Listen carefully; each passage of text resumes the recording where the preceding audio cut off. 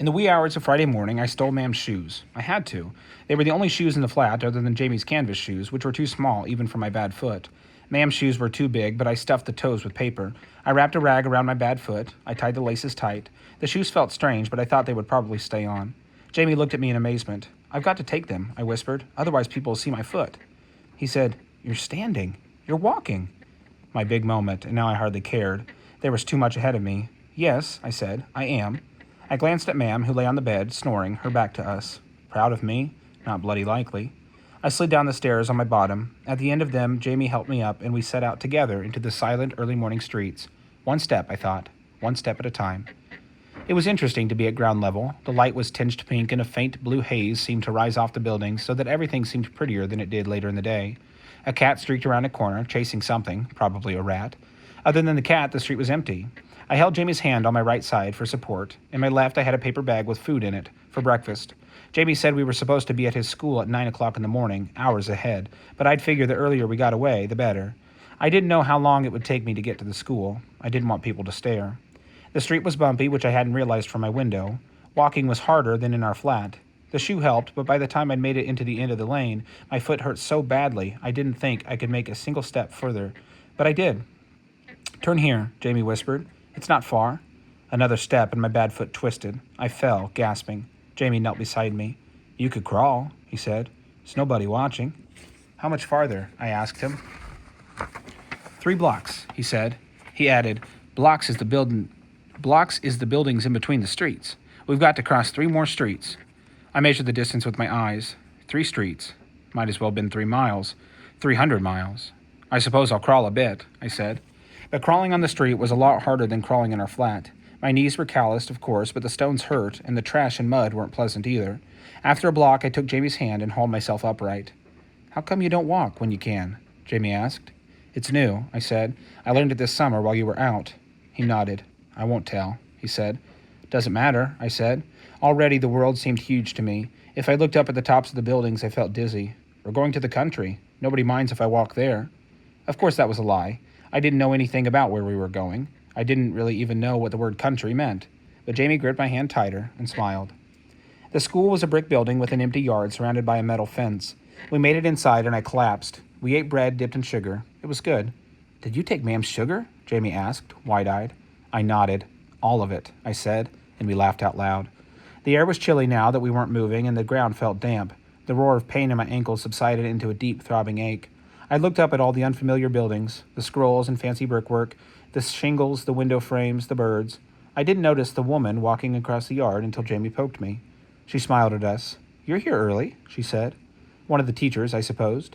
I nodded and gave her a big smile in return. "Our dad dropped us off before he had to go to work," I said. "He said you'd take good care of us." The woman nodded. "And so I will," she said. "Would you like some tea?" When we got up, of course she noticed my limp.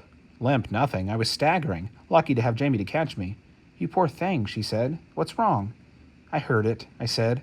"Just this morning," which was true enough. "Will you let me look at it?" she asked. "Oh, no," I said, forcing myself to keep moving. "It's getting better already." After that, it was easy. It was the most impossible thing I'd ever done, but it was also easy. I held on to Jamie, and I kept moving forward. The yard filled with children and teachers. The teachers organized us into lines. I wouldn't have been able to walk the half-mile to the train station. I was mostly done in, but suddenly in front of me was a face I recognized. "That you, Ada?" said Stephen White. He was the oldest of the White children. There were 3 girls between Stephen and Billy. The whole bunch of them had pulled up and were staring at me. They'd never seen me other than through my window. "It's me," I said. Stephen looked surprised. "I didn't think you'd be coming," he said. "I mean, of course you got to get out of London, but our ma'am said they had special places for people like you." My ma'am hadn't said anything about special places. I said, "What do you mean, people like me?" Stephen looked at the ground. He was taller than me, older, I figured, but not by much.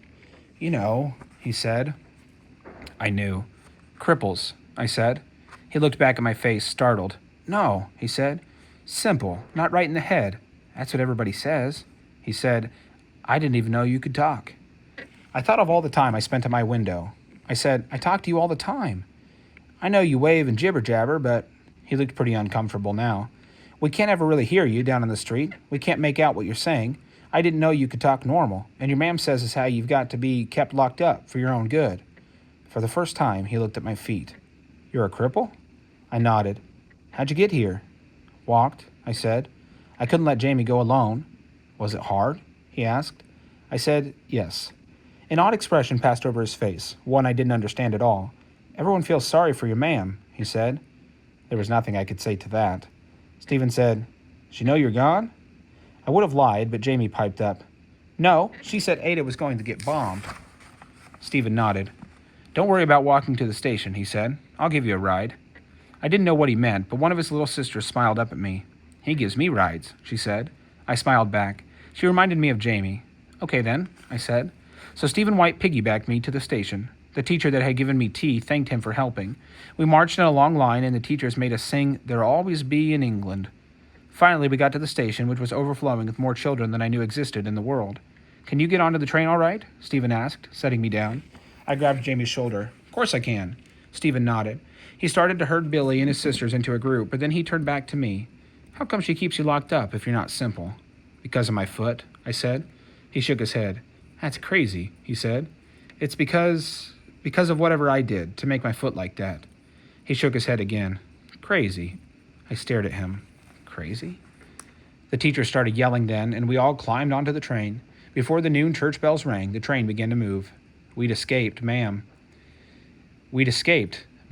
Hitler's bombs, my one-room prison, everything. Crazy or not, I was free.